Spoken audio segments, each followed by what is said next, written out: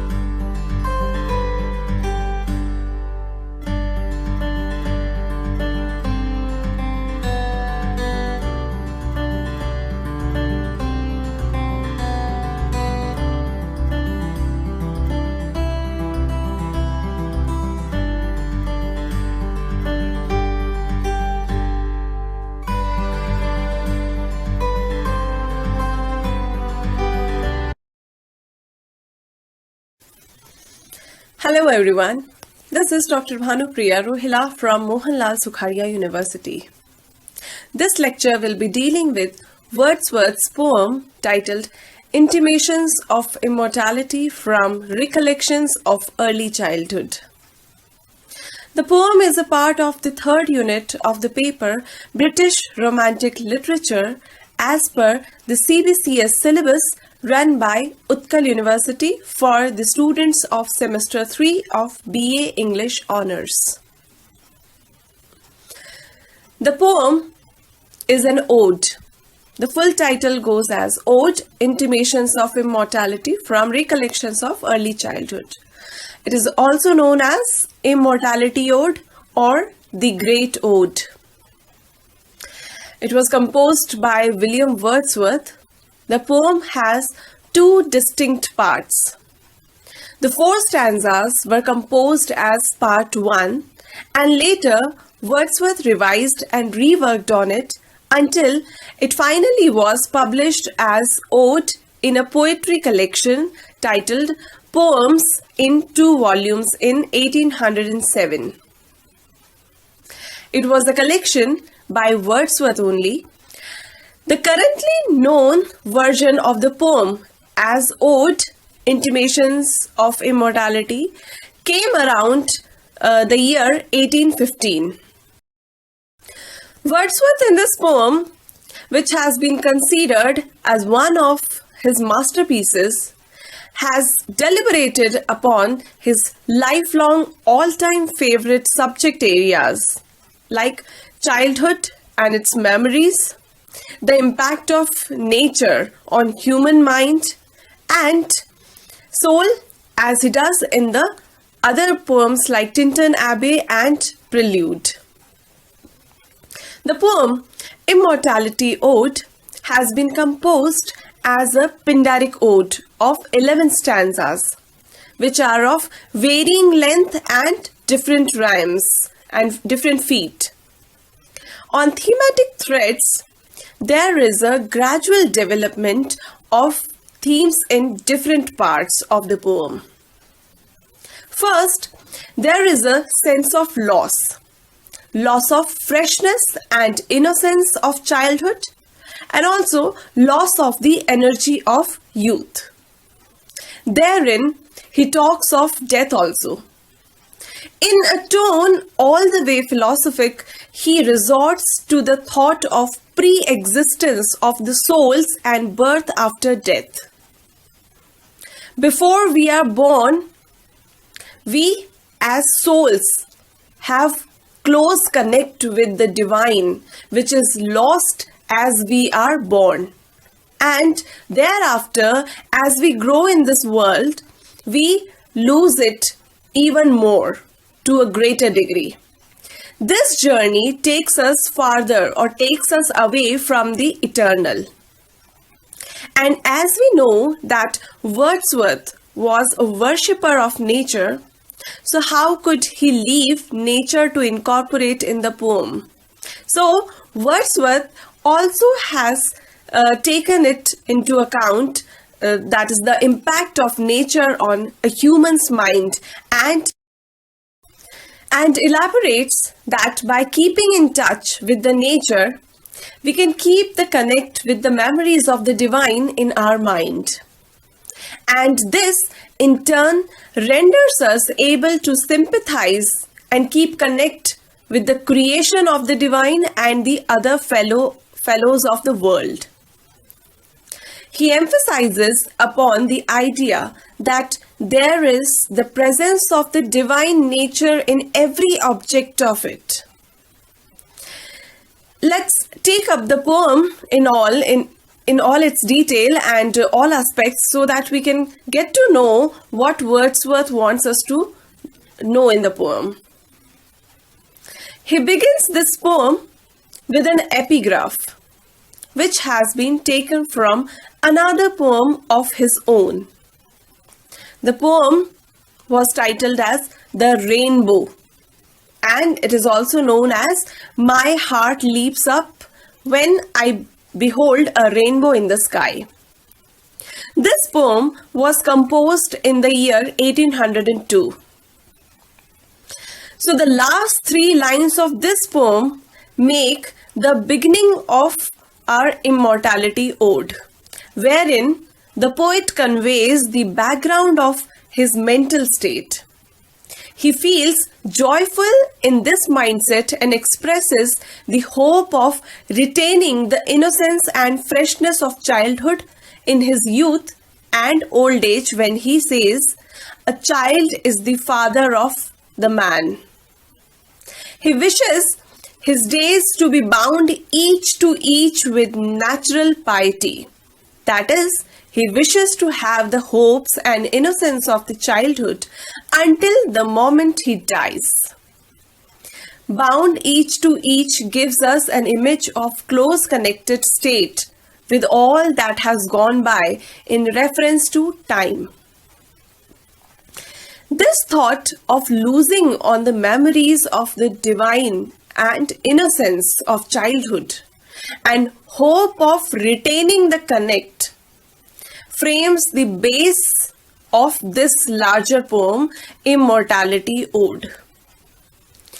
This ode, he begins with the lines wherein he expresses a subtle sense of loss and the consequent grief. He speaks, "There was a time when meadow, grove, and stream, the earth and every common sight, to me did seem apparelled in celestial light, the glory and the freshness of a dream." He tells us in these lines that once there was a time when every object of nature, like a meadow or the green grassland, grove, that is orchards or forest, or a stream, or any other ordinary object of nature, in his common sight seemed to be luminous and shining.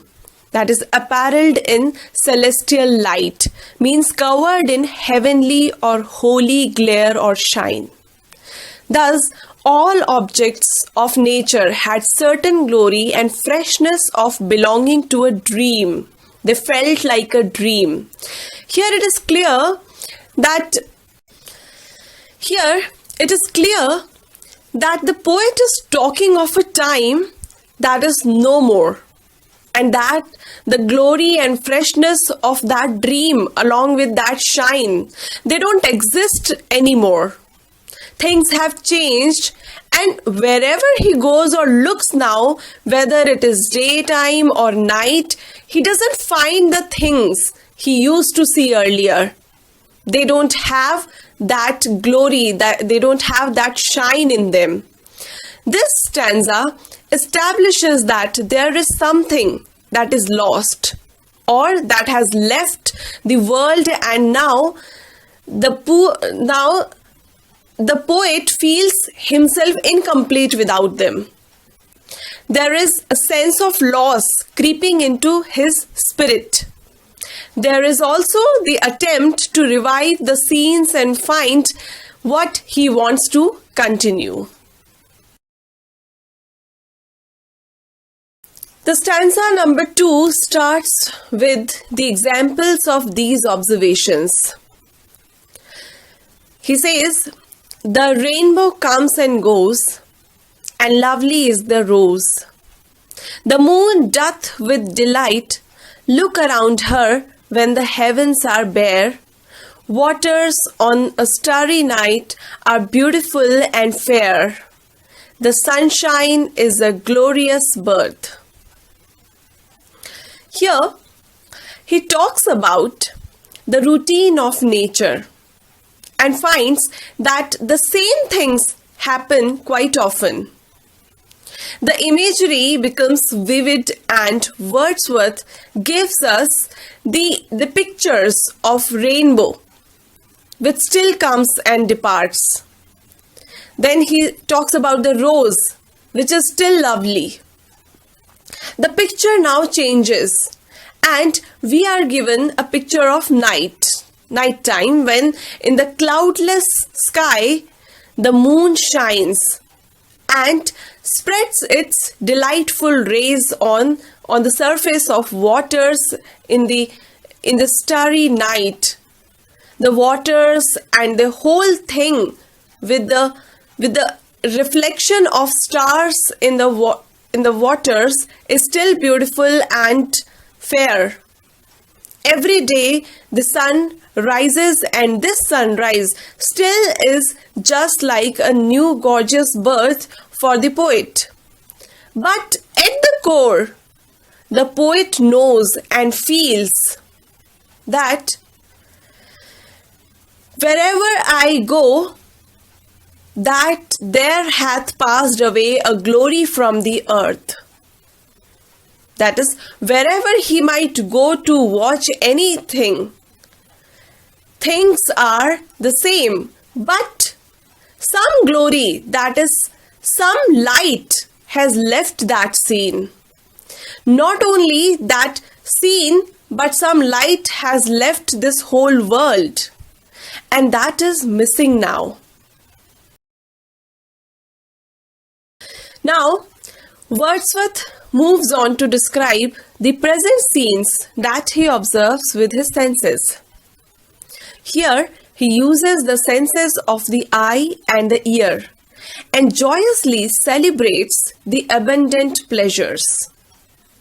Now, while the birds thus sing a joyous song, and while the young lambs bound as to the tabor sound, he listens to the joyful singing of the birds and finds enthusiasm in the leaping of young lambs who are dancing to the sound of the tabor. So tabor is a musical drum-like instrument. It's very small in size, and mostly rustic people use it. So the lambs are leaping over the sound of this musical instrument called tabor, and suddenly a grieving thought strikes him. He says, "To me alone there came a thought of grief. A timely utterance gave that thought relief, and I again am strong." And this thought of grief is spontaneously expressed, given a timely utterance. And the poet is instantly relieved of that grief. So now the poet feels strong again after that moment of weakness and sadness because of that timely utterance, because he could utter it duly. After his revival from grief, he again observes all that makes him happy and has haunted him in nature. So what is it? The cataracts blow their trumpets from the steep. No more shall grief of mine the season wrong. I hear the echoes through the mountains throng. The winds come to me from the fields of sleep, and all the earth is gay. land and sea give themselves up to jollity, and with the heart of May doth every beast keep holiday. Here, he addresses the reader and tells that he listens to the sounding cataracts. Cataracts are the small waterfalls. So he listens to the sounding cataracts on the mountains. He finds that he must not wrong the season by being sad, that it would not justify the season. The mountains are echoing with winds, make him feel dreamy, meaning ultimately light in spirit. The whole earth, land and sea seem to be excited and happy altogether with the spirit of jollity. In the cheerful and excited mindset, that is, in the heart of May, every creature shares the same feeling. So May season originally signifies rebirth or revival of things, as it is the time of spring. So it also refers to glow, freshness, renewal and youth. So Wordsworth says, with the heart of May, every creature keeps holiday or cheerfulness in mind and heart. In such a mind and surrounding, Wordsworth calls out to the shepherd boy and says, "Thou child of joy, shout round me, let me hear thy shouts, thou happy shepherd boy." Here he is using apostrophe in the phrase, "thou child of joy." Not only that he wants to listen to the joyous, enthusiastic sounds of the shepherd boy, but he also wants to share the same spirit of joy with the shepherd. Stanza 3 ends with this address to the child of joy, that is, the shepherd boys around him who give him the message of being happy and casting away all sadness. So he continues to address the shepherd boy and tells that they are the blessed creatures, and he has heard them calling to each other. He witnesses heaven in their laughter and their celebrations. He says, "Ye blessed creatures, I have heard the call. Ye to each other make, I see, the heavens laugh with you in your jubilee. My heart is at your festival, my head hath its coronal, the fullness of your bliss I feel it all." So the poet joins these blessed creatures. Who are these blessed creatures? He says the blessed creatures are the shepherds and also the cattle and other things. So he joins them in their festival of happiness and finds that his heart feels their happiness thoroughly, and his head has its coronal. So coronal is a wreath or a crown of flowers. So the head is crowned with their happiness. The head has that crown of flowery happiness. In such a state, he is aware that no sadness or unwillingness should strike his mind, while the whole earth is dressing herself in the cheerfulness in this beautiful morning of May. But what he says further, "O evil day, if I were sullen while earth herself is adorning this sweet May morning, and the children are culling on every side. In 1,000 valleys far and wide, fresh flowers, while the sun shines warm, and the babe leaps up on his mother's arm, I hear, with joy I hear." Here, the poet further gives us the audio and visual images when he speaks that he could see far and wide and find children plucking flowers in valleys, while the sun shines and the little babies leap in their mother's arms. He listens to all of these sounds and watches all of these scenes with equally shared joy. That is, he finds joy everywhere around and he joins it. While amid all this celebration, abruptly the poet is reminded of that long bygone glory. And now his mind is full of the feeling of isolation in the following lines. But there is a tree of many one, a single field which I have looked upon. Both of them speak of something that is gone. The pansy at my feet doth the same tale repeat. Whither is fled the visionary gleam? Where is it now, the glory and the dream? This single tree and single field, they remind him that something from them has gone away. The little flower pansy. So pansies are little flowers. So pansies at his feet also tell the same tale to him, that the visionary gleam, the shine and glory of dream has gone from there. And the poet does not know where they have gone. Thus ends this stanza number 5, and the next stanza begins. So it begins on a different note here. The poet now explicates on certain philosophical precepts.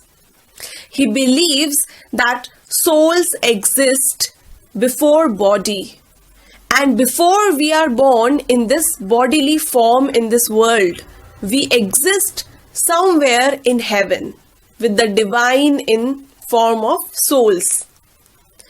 Our birth is but a sleep and a forgetting. The soul that rises with us, our life's star, hath had everywhere its setting. So here he says, when we are born on this earth, it is just like a sleep, wherein we forget who or what we are. The truth is that our souls, which we are born with, which are the shining sun of energy for our life, have their settings elsewhere, and they have traveled greatly to be with us. Next, not in entire forgetfulness and not in utter nakedness, but trailing clouds of glory do we come from God, who is our home. So here Wordsworth links this pre-existence to the earthly stoppage, that we as souls don't come to this world in complete forgetfulness and blank naked state. We come with the shine, which looks faint as we come to this earth or to this world, or we take birth in the form of body, then the shine goes away. So this is the same thing that we discussed in the beginning of the poem, that he could see things apparelled in the celestial light or glory that he cannot see now, because now in this world we cannot see that. Therefore he says we come as the trailing clouds of heavenly glory, and he also calls heaven or God as our original home. Next he says, heaven lies about us in our infancy. Shades of the prison house begin to close upon the growing boy, but he beholds the light, and whence it flows, he sees it in his joy. The youth who daily farther from the east must travel still is nature's priest, and by the vision splendid is on his way attended, at length the man perceives it die away and fade into the light of common day. Here in these lines, Wordsworth has tried to give us a detailed journey and its impact on human mind. So during infancy, we are closest to the heavens. That is, we are closest to the God or divine or divinity. But as an infant grows into a baby, the habits of this world make us forget the heavenly memories.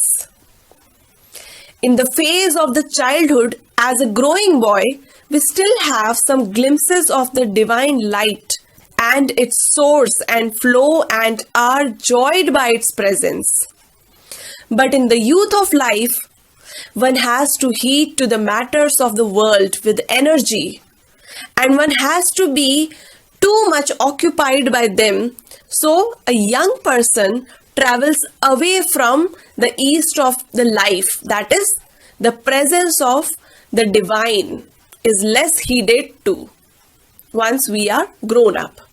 And then we tend to forget the presence of that spiritual insight, what he has called as the heavenly glory. Still, there are some fading impacts, and a young person can still be a worshipper of nature as nature's priest. Here, Wordsworth is autobiographical since he is known as nature's priest. He says that in youth, a man is still accompanied by the divine light and vision and its illumination. After that, when one grows old, this vision dies away into the light of common day. That is, things remain the same, but as the poet has referred to the disappearance of something, things remain without that celestial light. Now we see that the poet has clearly identified and how and why it has left this earthly abode. He now explicates on nature and man's relationship in various phased perspectives in the next stanza. So there he speaks, earth fills her lap with pleasures of her own. Yearnings she hath in her own natural kind, and even with something of a mother's mind, and no unworthy aim, the homely nurse doth all she can to make her foster child, her inmate man, forget the glories he hath known, and that imperial palace whence he came. So here he says, the earth has its own pleasures and yearnings, that is, longingness. So the earth has its own pleasures and longings. Here Wordsworth now compares earth with a mother and says that just like a mother, she has no unworthy aim. That is, she is absolutely caring towards mankind. And man is her foster child and her inmate man as well. Inmate is someone who lives in an institutional place. So here that place is the earth. Thus, in a motherly manner, the earth in all its caring ways makes man forget the glories of that imperial palace, that is the heaven from where he had come on the earth. In the next stanza, the poet now is going to look upon the phased growth of a man's life and its relation to the nature. Behold the child among his newborn blisses, a 6 years darling of a pygmy size. See where amid work of his own hand he lies, fretted by sallies of his mother's kisses, with light upon him from his father's eyes, see at his feet some little plan or chart, some fragment from his dream of human life, shaped by himself with newly learned art. So here, he explains the child of 6 years, a 6-year-old child who is in his pygmy size, that is, who is small in size, he's enjoying with his newly acquired joys. He is amid his work of childhood imagination, with his face covered with his mother's kisses. So he is getting the love of his mother, and at the same time, his father's affectionate look also watches him. He has some plan or map about something which his childlike fantasies about his life are there in those things. So what all he sees? A wedding or a festival, a mourning or a funeral, and this hath now his heart, and unto this he names this song. Then will he fit his tongue to dialogues of business, love, or strife. But it will not be long ere this be thrown aside. And with new joy and pride, the little actor cons another part, filling from time to time his humorous stage, with all the persons down to pulsate age that life brings with her in her equipage.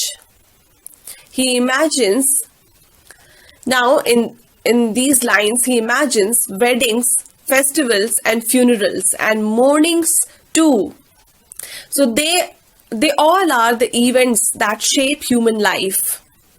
Their joys, their happiness, their sorrows are all represented in these forms of festivals and funerals. Thus, with his own learnings, he frames his own song. He soon would learn the dialogues of business, love, and other struggles.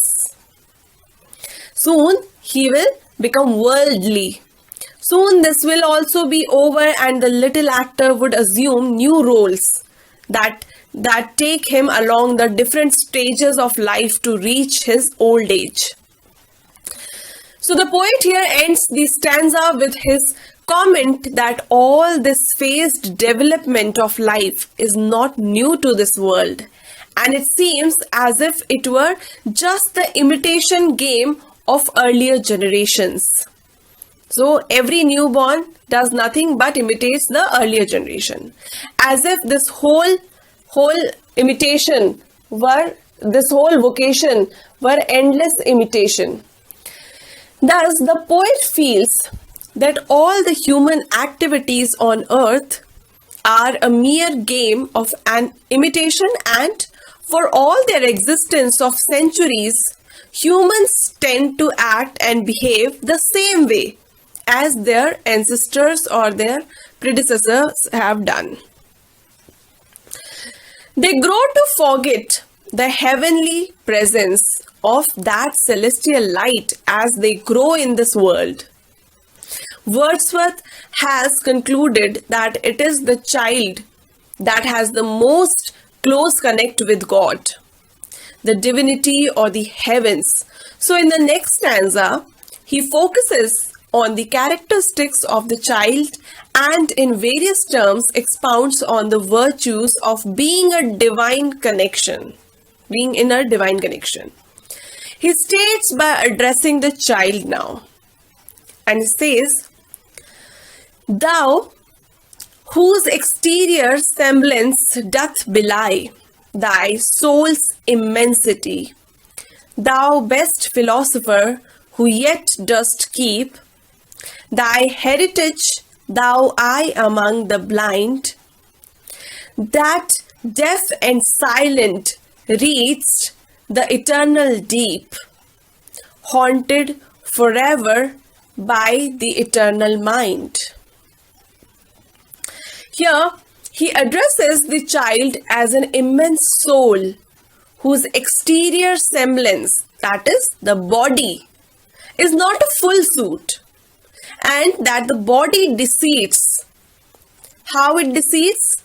It cannot justify the soul's greatness or enormity in itself. So he says the body deceits or lies. As the poet opines, the child is the best philosopher who still has the heavenly connect, and he is able to see what other people, that is the grown-ups, are blind to. A child is able to read and look into the secrets of life and is always attended by the eternal mind, that is the God. The poet continues to address the child in some different terms and says, "Mighty prophet, seer blessed, on whom those truths do rest, which we are toiling all our lives to find, in darkness lost, the darkness of grave." So the child for the poet is a mighty prophet or the messenger of the God, and he is the best seer, that is the one who speaks the truth only.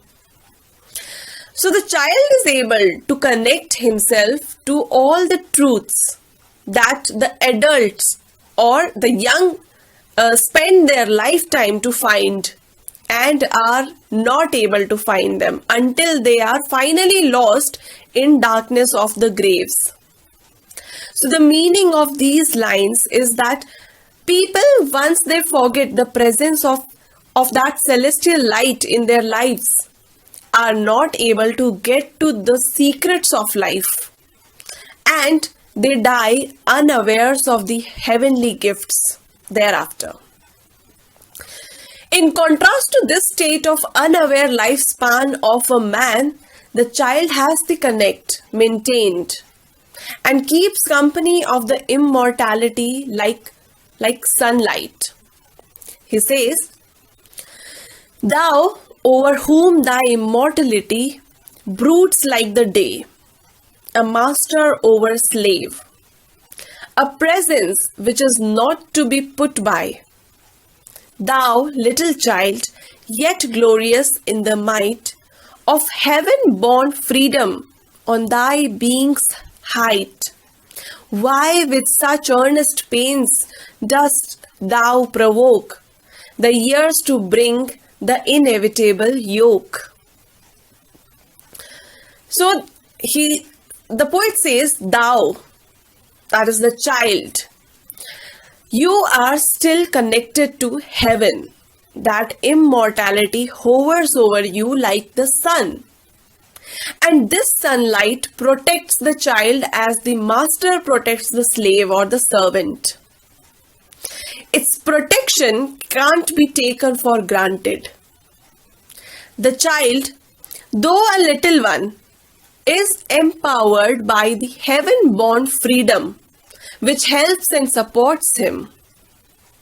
Here, Wordsworth earnestly appeals the child as to why the child partakes all the earthly gems of growing into youth and adult age, which make him forget the heavenly presence and invite the inevitable yoke, that is, the indispensable troubles that the youth or the old age brings with it. He further says, "Thus blindly with thy blessedness at strife, full soon thy soul shall have her earthly fright, and custom lie upon thee with the weight, heavy as frost and deep almost as life." The poet now urges him why he puts his blessed life of heavenly delight at risk. He is still talking to the child and asking, why are you putting it at risk?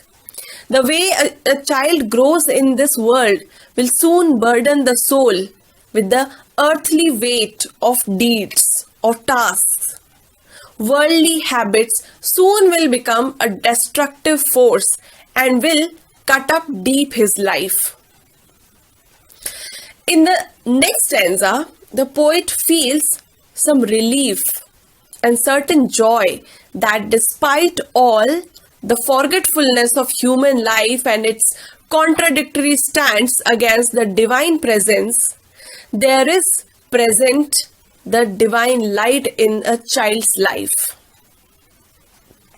He exclaims, "O joy, that in our embers is something that doth live, that nature yet remembers what was so fugitive."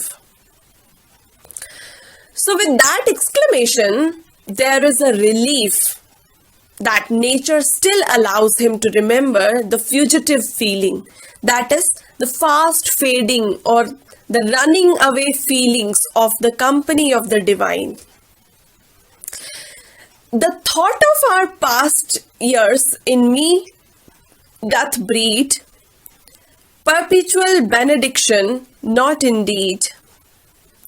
For that which is most worthy to be blessed, delight and liberty, the simple creed of childhood, whether busy or at rest, with new-fledged hope still fluttering in his breast. Here, the poet now focuses on and discusses what is there, the childhood days, what is there in the childhood days that still can keep us connected to the heavenly light. He finds joy in remembering those days of childhood. This brings to him the perpetual benediction, that is, a feeling of being blessed by virtues like delight and liberty or freedom, and all the hopes and excitements of childhood, which is full of optimism always. And next he says, "Not for these I raise the song of thanks and praise, but for those obstinate questionings of sense and outward things, fallings from us, vanishings, blank misgivings of a creature moving about in the worlds not realized, high instincts before which our mortal nature did tremble like a guilty thing surprised." In these lines, he is now going a step deeper, and the poet now justifies his argument as to why he is singing of childhood. He says he doesn't sing this song of childhood and of thanks and of praise because of these virtues, but he bases his thankfulness into his stubborn questions and doubts when he found his sense and things falling out and disappearing at times. He also talks of the ways of an unaware child who walked into the unrealized truths of this world. He also refers to the high instincts or the divine beliefs before which our worldly beliefs tremble like a guilty thief. Now, Wordsworth tries to justify his song by talking of his belief into the virtues of mankind. These virtues are shadowy recollections of the affections for fellows. In these lines, he says, "But for those first affections, those shadowy recollections, which be they what they may, are yet the fountain light of all our day, are yet a master light of all our seeing." So these memories are the fountains or the source of light for us to see all our deeds and We otherwise are not able to see our acts in respect to the divine light. This, as a source, explains all other things in a clear light. These shadowy recollections, he says, uphold us, cherish, and have power to make our noisy ears see moments in the being of the eternal silence. So, as Wordsworth says, these memories support us, make us happy and peaceful, and they have power to make our busy and noisy years of life seem smaller in comparison to the eternal silence. That is, the eternal silence is death. Now, Wordsworth consolidates his argument that truths once realized in childhood will never die or never leave us, irrespective of the state, whether busy or idle, irrespective of phase, whether a boy or a man, irrespective of existence, whether for or against joy. Anything can't destroy or abolish those memories of heaven and its presence in our lives, even when we are grown up. So he says, truths that wake to perish never, which neither listlessness nor mad endeavor, nor man nor boy, nor all that is at enmity with joy, can utterly abolish or destroy. Then next he says, hence, in a season of calm weather, though inland far we be, our souls have sight of that immortal sea, which brought us hither, can a moment travel thither, and see the children sport upon the shore, and hear the mighty waters rolling evermore. And hear the mighty waters rolling evermore. These lines express the idea of Wordsworth that in our moments of peace or calm weather, when we are far away from the shore where from we traveled into this world, that is the childhood visions, we can have or experience the sight of that immortal sea. That is the sea of immortal illuminations or of the heavenly light. We can travel this to and fro in an instant. We can travel and watch children sport there upon the shore of eternity. And this will also let us realize the sound of mighty waters rolling forever. That is, we will have a better realization of the eternal flow of life and its mysteries then. Now that the poet has presented his point, developed that point in form of an argument, and the argument as to the poet's standpoints has been resolved, Wordsworth approves his findings and urges the nature and all life forms to celebrate the span of life. He now calls on everyone to sing and dance to music and beats of the tabor. He also tells them that those who are beyond their song will join them, who play and dance heartfully to feel the gladness of May. In the following lines, we see all this.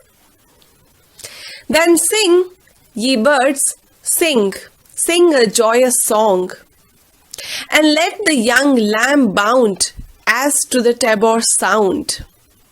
We in thought will join your throng, ye that pipe and ye that play, ye that through your hearts today feel the gladness of the May.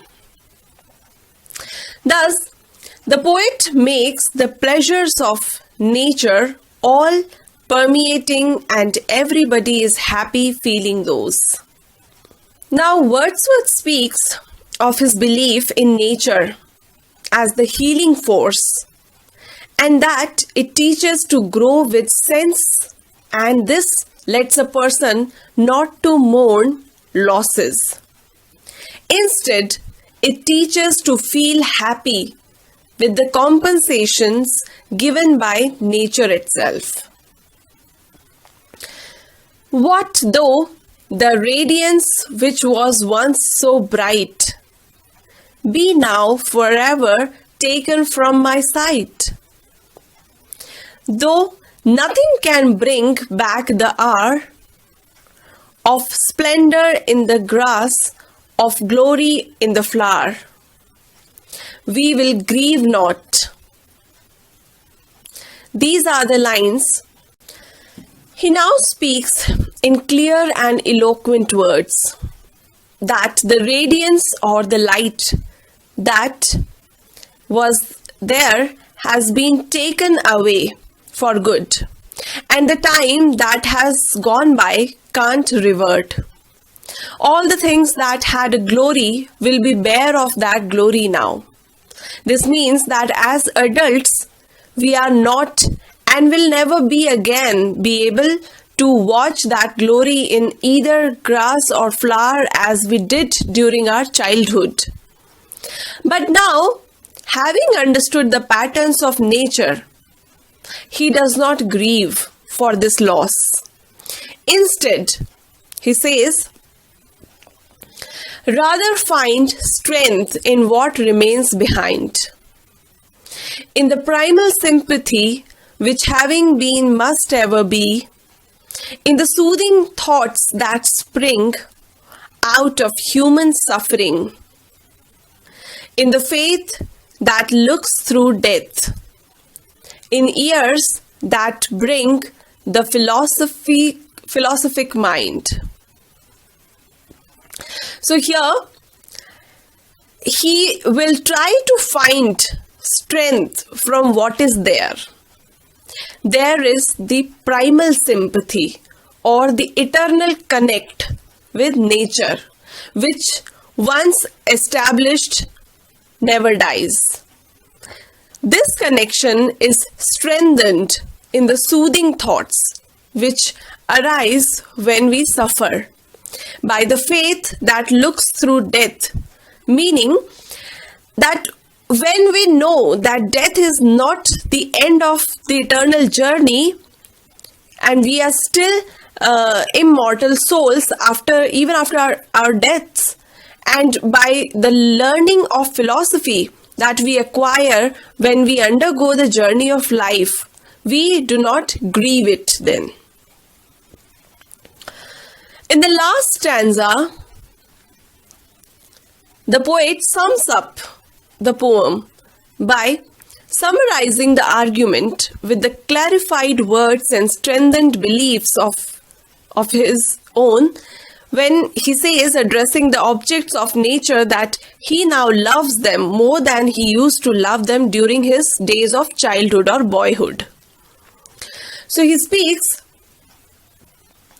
and oh, ye fountains, meadows, hills and groves, forebode not any severing of our loves. Yet in my heart of hearts I feel your might. I only have relinquished one delight, to live beneath your more habitual sway.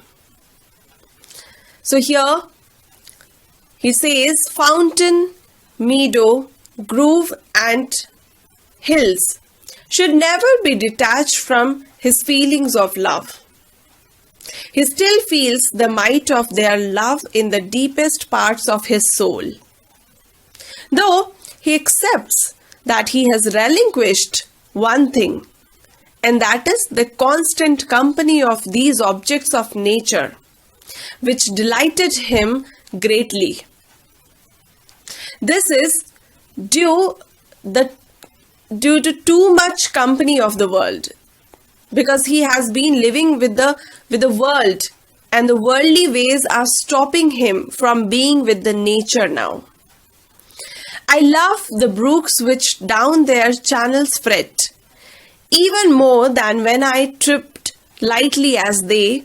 The innocent brightness of a newborn day is lovely, yet the clouds that gather round the setting sun do take a sober colouring from an eye that hath kept watch over man's mortality. So here, an illuminated poet now is talking to the reader that he now loves the brooks more than he loved them in the days when he could dance to their tunes and manner. That is, in his childhood.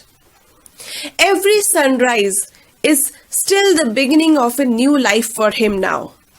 And the clouds around the setting sun are now a sober effect on his mind, since now he knows what death really means, and death for him is not the end. Another race hath been, and other palms are won. Thanks to the human heart by which we live, thanks to its tenderness, its joys and fears. To me, the meanest flower that blows can give thoughts that do often lie too deep for tears. In these last lines of the poem, the poet almost confesses he is and has been a tender human. He has a tender human heart. He accepts that he has begun a new race now. Having ended his childhood phase and the departure of the glory ever since, he has entered a new phase. This race would lead him to different palms or rewards. He is thankful to the underlying feeling with which all people live. He is also grateful to the feeling of tenderness, joy, and fears in human life. He says that he is of the mindset in which he can look at the smallest flower and it can give him the thoughts that are more moving than the depth of tears. So now, let's rewind certain things about the poem regarding the thematic concerns and what Wordsworth wants us to understand through the poem. As we have already come across certain ideas that the poet believes in the pre-existence of souls before we are born. This is to say that the poet believes that souls are eternal and they come from heaven when we are, even before we are born, and go back there when we die. So the souls remain, they live in the heaven. This belief makes him understand the real nature of human life and gives him a different perspective of death also. The thought of death doesn't disturb him anymore, and he is able to relish the evening of the day as well as the old age of the life equally, in a sense that recompenses his loss of the celestial light that he used to feel during his childhood, which he has lost with his growth. The journey of life for him has been happy and painful at the same time. A phase of life gives happiness and growing up takes away all those.